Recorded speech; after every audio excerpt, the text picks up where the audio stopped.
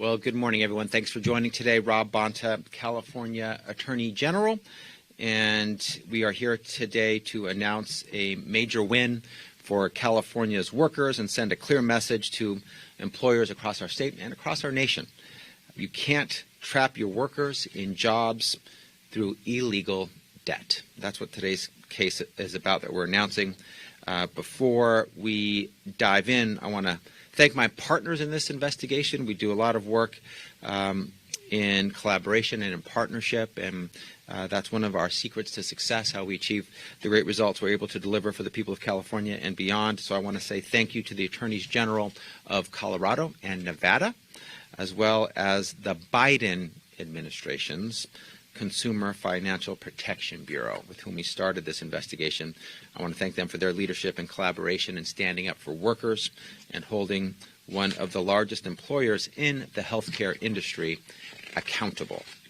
I also want to thank the unions standing up for nurses throughout the state, including SEIU 121RN and the California Nurses Association, for sounding the alarm for workers. We have representatives from both of these amazing organizations who will be speaking shortly.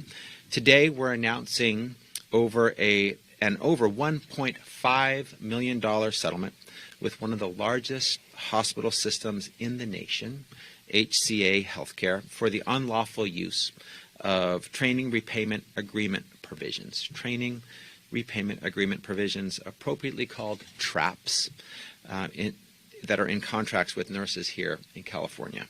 These TRAPs required nurses, including some just starting their careers, to repay thousands of dollars in training costs if they left their jobs before completing a 2-year service period.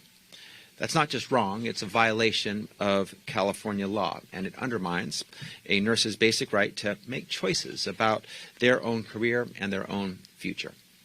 Let's be clear about what this case is really about: coercion and control. HCA promised new graduate nurses an opportunity to get their foot in the door, but then tied that opportunity to thousands of dollars in training debt that would follow them if they decided to leave their jobs with HCA. If a nurse left early, HCA often sent that debt to collections.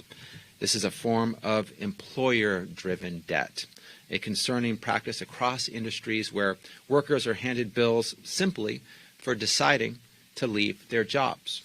That's not how we treat workers in California.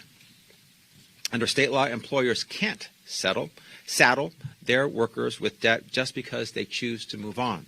That includes debt for so-called training programs that were required as a condition of employment, but not required for a nurse to practice their profession.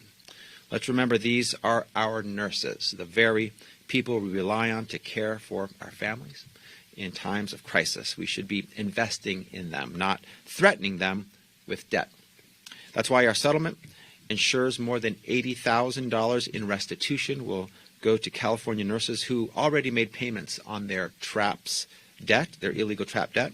It also prohibits HCA from enforcing any remaining TRAP debt, wiping out nearly $290,000 still owed by California nurses. And HCA will pay over $1 million in civil penalties to California and additional penalties to our sister states as part of this multi-state agreement. This is real relief for workers and a serious warning to other employers. If you're using illegal contracts to trap your workers, we will come for you, as we did here. We're also securing strong injunctive terms to ensure this doesn't happen again.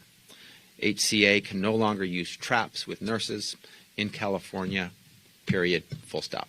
This case is a window into a broader, disturbing trend of employer-driven debt, and one we're committed to fighting.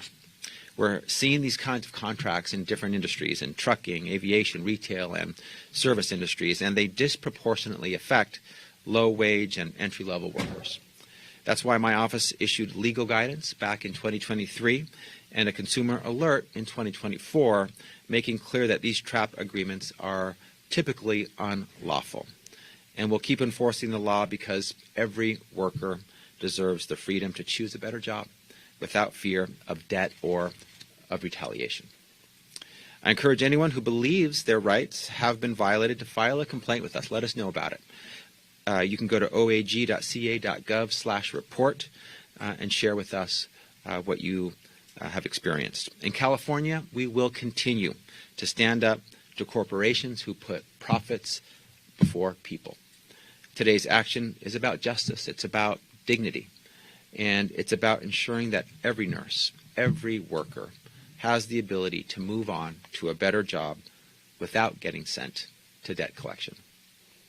I want to thank the incredible team in my office who made this settlement happen.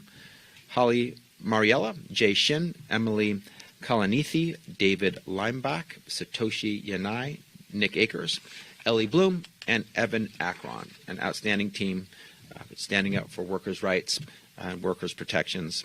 And with that, I want to say thank you. I'll circle back for questions at the end. But before I do, I want to pass it to SEIU 121 RN Vice President Monique Hernandez.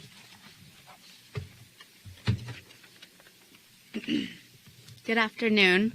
My name is Monique Nicole Hernandez, and I'm the Vice President of SEIU 121 RN. I'm also a nurse at Riverside Community Hospital, which is an HCA facility. I want to thank Attorney General Bonta for inviting me here today to speak, and for fighting on behalf of nurses who work at HCA hospitals in our state.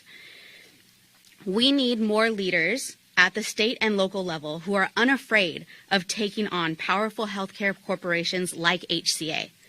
Their support is even more crucial now as our entire healthcare system is under attack. I have worked at HCA for 16 years, and I believe that I have a good understanding of my employer's business model. That business model, in my humble opinion, is not built on supporting staff so that they can give better care to our patients. Instead, it is focused on cutting corners to squeeze as much profit as possible from our care. The StaRN program, which trapped new nurses under unfair and illegal debt obligation, was another example of HCA's willingness to sacrifice nurses' well-being in the quest for profit. When I'm not at the bedside, I also work as a nurse educator. I know firsthand how excited new nurses are to start their careers. They go into their hospital bright-eyed and excited for the opportunity to help people who are sick. Hospitals should do everything they can to support them, not treat them as indentured servants. When nurses are working under duress, they are not free to be the best patient advocates they can be. That inevitably leads to moral injury when us nurses are forced to violate the pledge we took to protect our patients above all else. I am glad that HCA will not be able to trap any more nurses in the StaRN program. And once again, I thank Attorney General Bonta for holding HCA accountable. Thank you.